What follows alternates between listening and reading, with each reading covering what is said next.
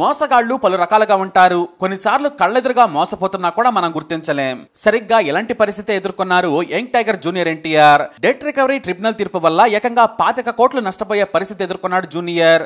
ఇంతలా ఈ స్టార్ హీరోను మోసం చేసిన ఆ కిలాడీ లేడీ పేరు సొంక గీతలక్ష్మి. ఈమె నుంచి 2003లో జూబ్లీహిల్స్ రోడ్ నంబర్ 75లో దాదాపుగా 670 గజాల భూమిని కొన్నారు ఎన్టీఆర్. ఆ రోజుల్లో దీని విలువ 30 లక్షల రూపాయలు. డబ్బును తీసుకున్న గీత వెంటనే ఫ్లాట్ ను జూనియర్ పేరిట రిజిస్ట్రేషన్ కూడా చేసేసింది. ఆ నెక్స్ట్ ఇయరే మంచి ఇల్లు కట్టుకోవాలనుకున్నాడు ఎన్టీఆర్.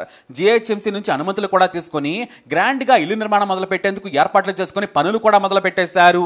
అయితే అప్పుడే 1 కాదు 2 కాదు 4 బ్యాంకులు పనులు ఆపేయాలని నోటీసులు ఇచ్చాయి. ఎందుకంటే ఈ భూమిపై లోన్లు ఉన్నాయని చెప్పాయి బ్యాంకులు. State bank of India, bank of Baroda, oriental bank, IndusInd బ్యాంకులు జూనియర్ ఎన్టీఆర్ నిర్మాణ పనులు చేపట్టకుండా అడ్డుకున్నాయి.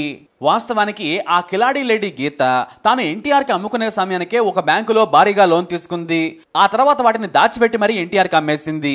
జూనియర్ ఎన్టీఆర్ ని మోసం చేసిన గీత అంతటితో ఆగలేదు. ఆ తర్వాత 3 బ్యాంకుల్లో నకిలీ పత్రాలు పెట్టి మరీ లోన్ తీసుకుంది. వారంతా కూడా ఆ స్థలం మీద పడ్డారు. వాస్తవానికి ఒక బ్యాంకులోనే ఒరిజినల్ పత్రాలు ఉంటాయి. మరి మిగతా బ్యాంకులు లోన్ ఎలా ఇచ్చాయనేది పెద్ద మిస్టరీ. అయితే జూనియర్ ఎన్టీఆర్ ను బ్రోకర్ నుంచి లాయర్ల వరకు మోసం చేసి ఉండాలి. లేదంటే వారు కూడా సరిగ్గా పరిశీలించి ఉండరు. ఎందుకంటే జూనియర్ ఎన్టీఆర్ పేరు మీదకు రిజిస్ట్రేషన్ ఎలా జరిగింది అనేది కూడా పెద్ద మిస్టరీ. అందరూ కలిసి పాపం 2003లో టోపీ పెట్టేశారు. చిన్న వయసులో ఉన్న జూనియర్ ఎన్టీఆర్ వారి మోసాలను గుర్తించలేకపోయారు. పైగా సింహాద్రి హిట్ తర్వాత ఒప్పుకున్న సినిమాల ద్వారా వచ్చిన పారితోషికం మొత్తంతో మొదటిసారి కొనుక్కున్న ఆస్తి అది. ఈ నీచులంతా కలిసి నీచంగా మోసం చేశారు. మొదటి భారీ సంపాదనతో మొదటిసారి కొన్న ఆస్తిని కూడా లేకుండా చేశారు. ఈ లోపు బ్యాంకులు డెట్ రికవరీ ట్రిబ్యునల్ కు వెళ్ళాయి. దీంతో కేసు ట్రిబ్యునల్ పరిధిలోకి వెళ్లిపోయింది. సుదీర్ఘ విచారణ అనంతరం 2019లో కోర్టు తీర్పునిచ్చింది. అది కూడా బ్యాంకులకు అనుగుణంగా. ఎందుకంటే ఆ కిలాడీ లేడీ జూనియర్ ఎన్టీఆర్ కు అమ్మక ముందే లోన్ తీసుకుంది. ఇక ఆ తర్వాత అంటే ఎన్టీఆర్ భూమి కొన్నాక కూడా ఆమె లోన్లు తీసుకుంది. అయితే ఆ భూమితో బ్యాంకుల రుణం తీర్చుకునేందుకు ఆ భూమిపై బ్యాంకులకు హక్కులుంటాయని తెలిపింది న్యాయస్థానం. దీంతో ఎన్టీఆర్ షాక్ అయ్యారు.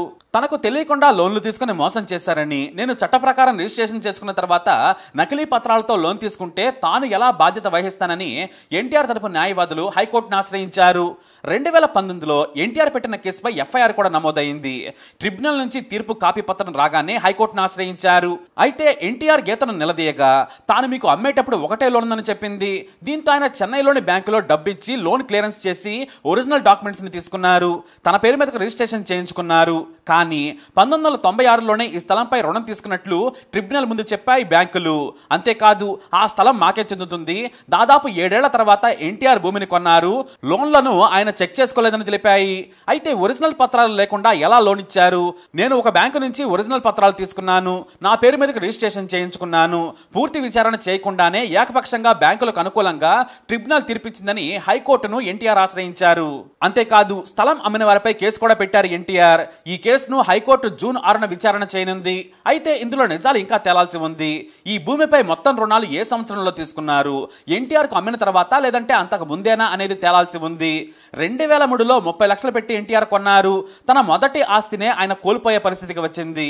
అయితే ఇప్పుడు ఈ భూమి విలువ అక్షరాల 25 కోట్లు. పైగా మంచి ఖరీదైన ప్రాంతంలో ఉన్న లొకేషన్ అది. ఇప్పుడు 30 కోట్లు పెట్టినా కూడా ఆ ప్రాంతంలో ల్యాండ్ దొరికే పరిస్థితే లేదు. అందుకే ఎన్టీఆర్ న్యాయం కోసం పోరాడుతున్నారు. మొత్తానికి ఎన్టీఆర్ నే ముంచేశారు. దీనిపై ఏం జరుగుతుందో వేచి చూద్దాం. ఈ వీడియో అప్డేట్స్ కోసం మై ఛానల్ ఫాలో అవ్వండి. అలాగే తప్పకుండా సబ్స్క్రైబ్ చేసుకోండి.